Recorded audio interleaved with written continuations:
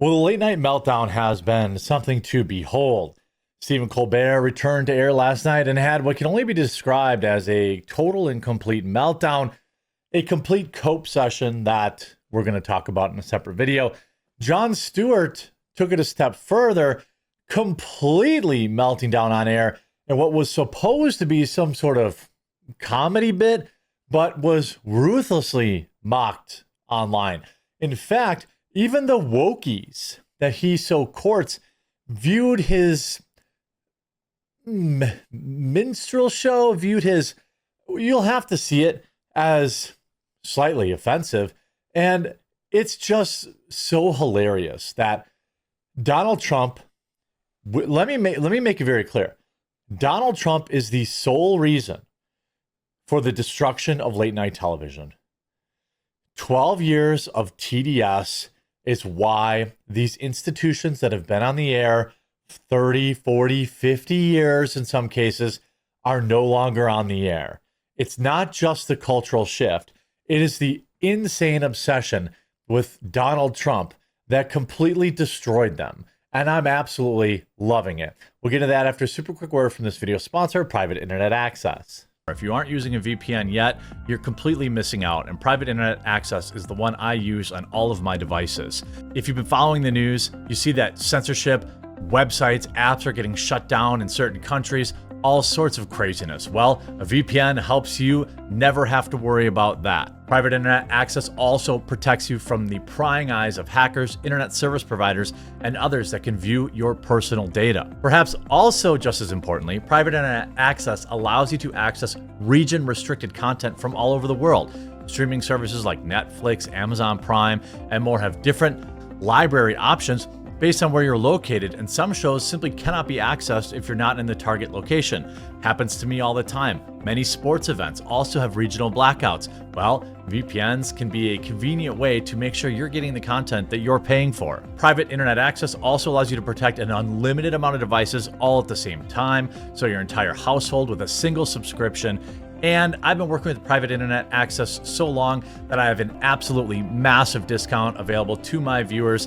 Link in the description below. Get Private Internet Access today using my link. Save huge, protect your computers, access all the content that you've been paying for, and ensure that your internet is never censored. So last night, Jon Stewart, we have this show here. Of course, the ultra white using POCs as props. This is what happens when you fly too close to a redeeming moment. They double down and bring you back in. This was cringe. We're going to take a look at that too, but Jon Stewart supports his friend Stephen Colbert through CBS cancellation. Jon Stewart to CBS after Colbert's Late Show cancellation. Go F yourself. By the way, that's his boss, right? That's his boss. Is the CBS, Paramount, it's all the same. Of course.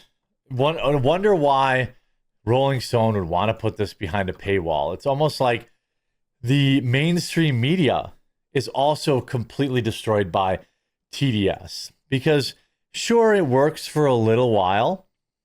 You know, the Trump derangement syndrome, it works for a little while because there's always like a lot of people, who want that copium. But even non-Trump voters, like, could you imagine if we were still making Hillary Clinton jokes 12 years from, after 12 years? I wouldn't be tuning in for that. That's what I think is so funny is he's pretending he's a hero. The Daily Show host calls on American institution to sack up amid growing political pressure. He's not backing down. Well, the reality is Jon Stewart is cooked, and he almost certainly ensured that last night.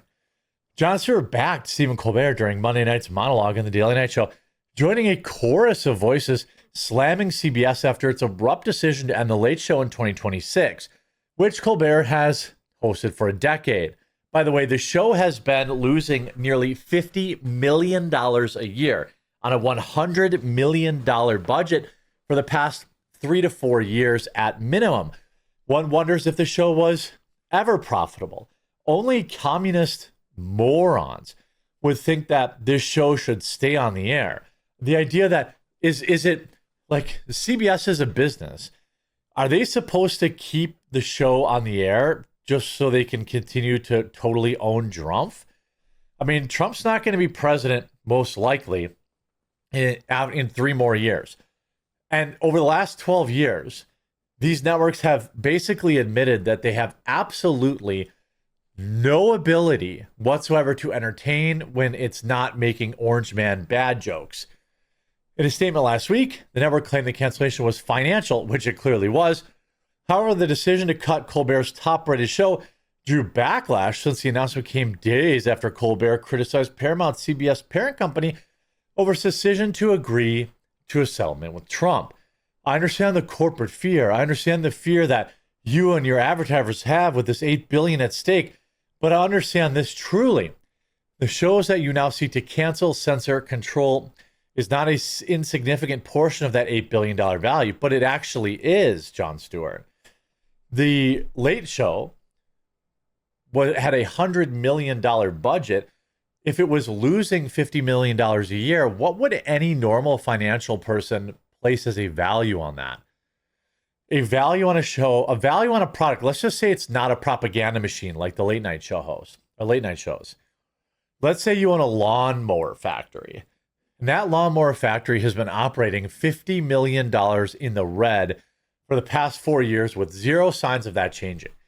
That lawnmower factory sales are down 46% since 2021, just like the Colbert Show and other late night show hosts who were living large off USAID allegedly, as well as big fat checks from Pfizer to push their jab. Who would buy that company? Sure, there's some value in the name, but I don't see a lot of value in it, especially when the show gets barely 2 million viewers a night, and half of those people are asleep. It came from these effing shows, said Stewart in his fiery tirade. That's what made you the money. Shows that say something, shows that take a stand, shows that are unafraid. Ooh, yeah, really bold move to say Orange Man bad. I guess I forgot. Jon Stewart is actually a hero standing up against the evil Orange Man. Late night show host warned institutions backing down. If you believe, as corporations and or networks, if you can make yourself so innocuous that you can serve gruel so flavorless that you will never again be on the Boy King's radar, why will anyone watch you? You are effing wrong. The number of curse words in Jon Stewart's very obvious emotional titty baby meltdown, which we're going to take a look at in a minute, is wild. The amount of pure uncut copium is unlike anything I've ever seen. Using Donald Trump's lawsuit against billionaire Fox News owner Rupert Murdoch over the Wall Street Journal's report on a birthday letter Trump allegedly wrote, Stewart quipped, Murdoch is the man who, other than Biden, may be the most responsible for getting Trump elected. Then the late night show host added, Fox spends 24 hours a day blowing Trump, and it's not enough. Imagine suing somebody mid-blow.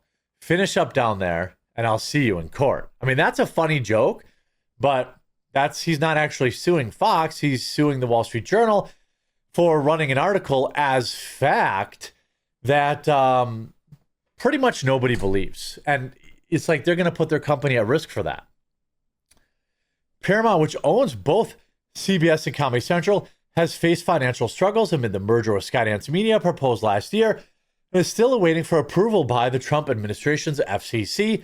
Earlier this month, Trump received a $16 million settlement in a lawsuit he filed against CBS regarding the editing of a 60 Minutes episode with Kamala Harris, which Colbert called a big fat bribe. If you're trying to figure out why Stephen's show is ending, I don't think the answer can be found in some smoking gun email or phone call from Trump to CBS executives or in CBS's QuickBooks spreadsheets on the financial health of late night. Stewart continued on Monday's episode. He's actually 100% wrong. If you open the spreadsheet and you look at the financials of late night television, you will see quite clearly that Stephen Colbert was losing $50 million a year with no sign of that getting less. I mean, I have to assume Colbert's salary alone is in the $20 to $30 million range. So without firing him outright, what else is there? You know, what else is there?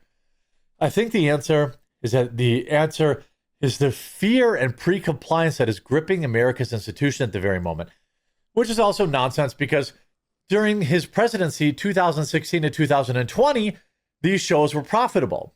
Nobody was getting fired, and Trump was president. It's like Jon Stewart has gone from a guy who was kind of obviously a liberal, but could get it right occasionally, to a guy that no longer has any interest in actually being right. And he loses people like me who might endure a couple jabs at Trump, especially because sometimes they're required. But this guy just is not interested in telling the truth. This is not a moment to give in. I mean, what a complete melt. I'm not giving in. I'm not going anywhere. He said, alluding to the possibility Paramount might also shut down his show. Oh, they're shutting it down. And all these people, John is daring CBS to see what happens if they try to cancel him too, and I'm here for it. We'll follow John and Stephen, whatever they do next. Really? What TV network will they be on? Will you watch their YouTube channels? Maybe. Will they work for YouTube revenue? Definitely not. I mean, he had this. I mean, look at this complete copium.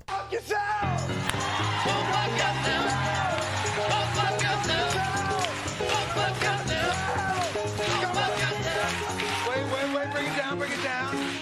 Let's bring it down. Let it be quiet. Is this supposed to be funny? Fuck yourself. Just go fuck yourself. Everybody. Fuck yourself. Just go fuck yourself. I mean, this is, definitely not going to be used as a hilarious meme against Jon Stewart. By the way, who, falsified his own real estate records, just like the evil orange man did, to lower the property value of his house so that he wouldn't have to pay as many taxes. But, that's a story for another day. Hope you enjoyed this video. Enjoy the meltdown. We'll talk to you again real soon.